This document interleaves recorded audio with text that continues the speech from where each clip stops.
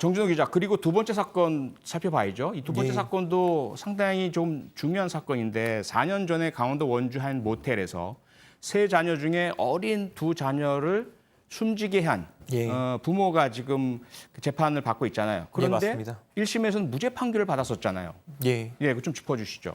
네, 일단 이게 사건이 일어난 게 두 차례에 걸쳐서인데요. 예. 2016년에 원주의 한 모텔에서 둘째 딸을 두꺼운 이불로 장기간 동안 덮어놓고 방치해서 숨지게 하고 예. 그다음에 지난해 6월에는 생후 10개월 된 셋째 아들을 목 졸라서 숨지게 한 혐의를 받는 거거든요. 예. 이 20대 남성이 기소가 됐고 이 아내는 남편 행동을 말리지 않는 혐의로 함께 재판에 넘겨졌는데 이게 1심에서는 살인 혐의의 무죄가 났습니다. 그러니까 아예 무죄가 난 건 아니고요. 네. 그러니까 이게 살인의 고의가 있었던 건 아니다라는 이유로 1심은 무죄를 선고했고 그러니까 뭐 사체 유기라든지 아동 예, 학대는 맞습니다. 유죄가 됐겠네요. 예, 아동학대, 시신, 은닉 그리고 또 양육수당 부정수급 아하, 이런 혐의들이 인정돼가지고 남성은 근데 징역 1년 6월, 아내는 징역 1년에 집행유예 2년을 받은 사건이었습니다. 네, 백 변호사, 아니 네. 명백해 보이는 살인 혐의 같은데 왜 1심에서는 살인 인정하지 않았습니까? 그러니까 일단 객관적인 정황을 기초로 해서 여러 가지 주변 정황을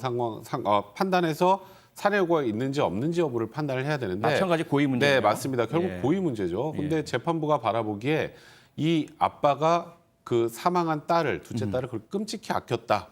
이런 그런 증거들이 있다는 거예요. 그러니까 예를 예. 들어서 딸이 사망한 뒤에 크게 슬퍼하면서 극단적인 선택까지 시도했다. 그런 사람이 설마. 어허. 이제 그런 거 하나 있고요. 예. 또 하나는 셋째 아들도 지금 목 졸라 살해한 혐의를 받고 있는데 네. 사실 그 부적절한 그 유형력을 행사했다라는 객관적인 증거가 없다는 거예요. 아하. 그건 아마도 부검을 했을 때도 그게 명확하게 드러나지 않았던 것이 아닌가 이렇게 추정할 수 있는 것 같은데 예. 그렇다면 일단 셋째 아들은 별다른 물리력의 행사 없이 그 잠든 사이에 사망했을 가능성도 배제할 수 없기 때문에 어허. 우리가 늘 얘기하는 것처럼 의심스러울 때는 피고인의 의구로 그러니까 검찰에서 입증이 좀 부족하다는 취지로 1심에서 살인에 대해서는 어허. 두 아이에 대한 모든 살인 혐의에 대해서는 무죄로 판단하게 된 겁니다. 네, 그런데요, 정준호 기자, 예. 이번 항소심에서 살아남은 첫 번째 아들, 그 아들이 했던 진술의 영상이 증거로 채택됐다면서요? 예, 맞습니다. 그러니까 첫째 아들, 혼자 살아남은 첫째 아들의 진술이 영상으로 이렇게 나왔는데요. 예.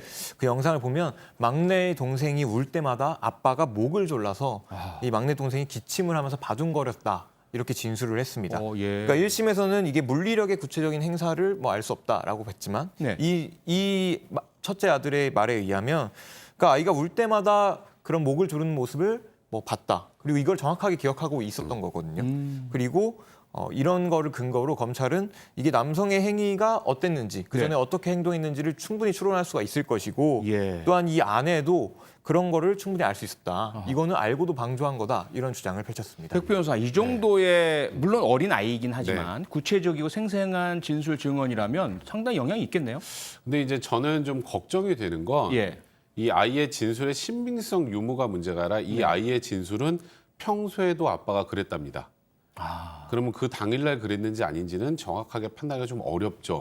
이제 아이의 진술은 그 전부터 아빠가 예. 내 동생이 울 때마다 목을 졸라서 애가 기침을 했었다라는 그런 일이 거니까 있었다. 아하. 그 범죄 당시 아이가 사망할 당시에 목을 졸랐는지와 관련해서는 이 아이의 진술이 과연 입증의 증거로 사용될 수 있을까? 다만 그랬을 개연성을 추론할 수 있는 것 정도가 될지 모르겠습니다만 아하. 이게 결정적인 증거가 되기는 좀 어려울 것 같아서 네. 이외에 검찰이 이 재판부를 설득할 만한 추가 증거들을 좀 더 제시를 해야 되지 않을까 하는 생각이 듭니다.